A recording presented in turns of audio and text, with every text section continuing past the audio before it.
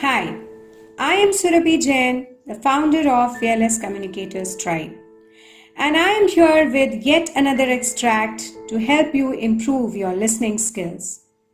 Improving your listening skills is the first step to help you improve your spoken English ability. Alice's Adventures in Wonderland by Louis Carroll. It is probably the best known of all children's books. This passage is taken from the first chapter of the book. Alice was beginning to get very tired of sitting by her sister on the bank and of having nothing to do. So she was considering in her own mind, as well as she could, for the hot day made her feel very sleepy and stupid, whether the pleasure of making a daisy chain would be worth the trouble of getting up and picking the daisies. When suddenly a white rabbit with pink eyes ran close by her.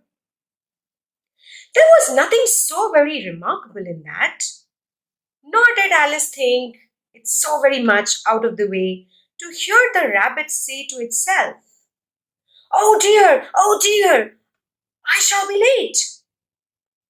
When she thought it over afterwards, it occurred to her that she ought to have wondered at this. But at the time, it all seemed quite natural. But when the rabbit actually took a watch out of his waistcoat pocket and looked at it and then hurried on, Alice started to her feet. For it flashed across her mind that she had never before seen a rabbit with either a waistcoat pocket or a watch to take out of it. And burning with curiosity, she ran across the field after it, and fortunately was just in time to see it pop down a large rabbit hole under the hedge. In another moment, down went Alice after it, never once considering how in the world she was to get out again. The rabbit hole went straight, like a tunnel for sounding, and then dipped suddenly down. So suddenly that Alice had not a moment to think about stopping herself before she found herself falling down a very deep well. Down, down, down. Would the fall never come to an end? I wonder how many miles I have fallen by this time, she said aloud. I must be getting somewhere near the center of the earth. Let me see. That would be 4,000 miles down. I think. Yes, that's about the right distance. But then I wonder what latitude or longitude I've got to. Alice had no idea what latitude was or longitude either, but thought they were nice grand words to say. Suddenly, thump, thump, down she came upon a heap of sticks and dry leaves, and the fall was over. Alice was not a bit hurt, and she jumped up onto her feet in a moment. She looked up, but it was all dark overhead. Before her was another long passage, and the white rabbit was still in sight, hurrying down it. She was close behind it when she turned the corner. The rabbit was no longer to be seen. She found herself in a long, low hall, which was lit up by a row of lamps hanging from the roof. There were doors all around the hall, but they were all locked.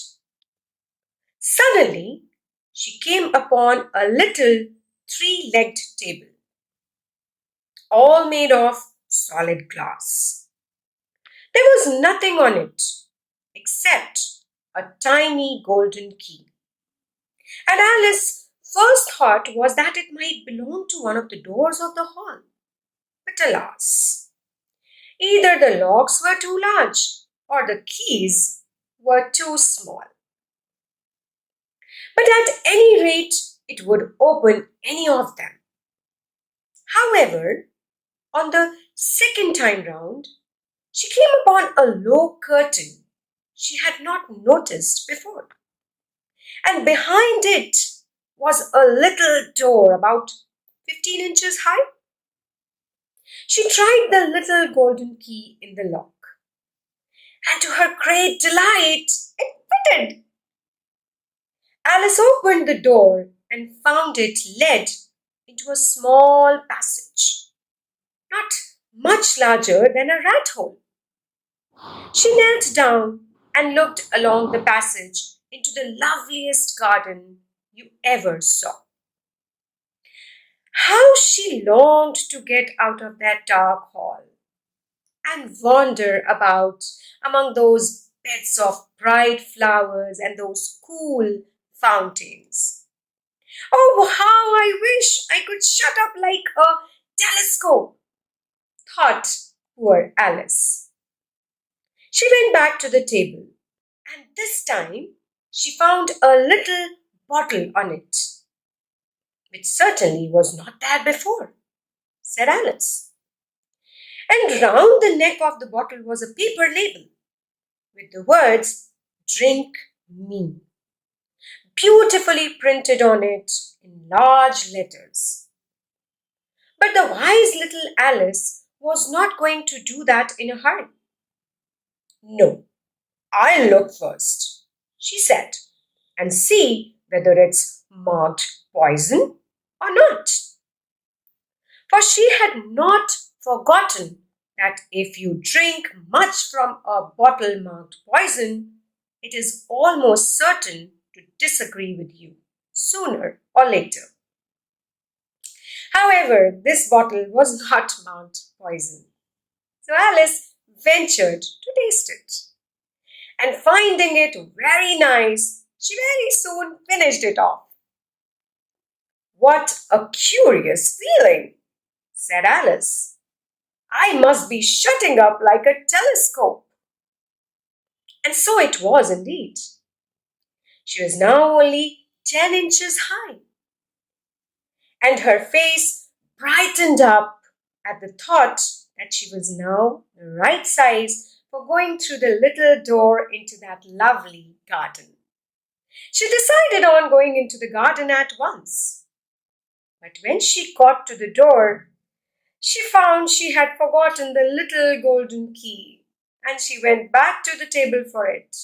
She found she could not possibly reach it. Soon her eye fell on a little glass box that was lying under the table.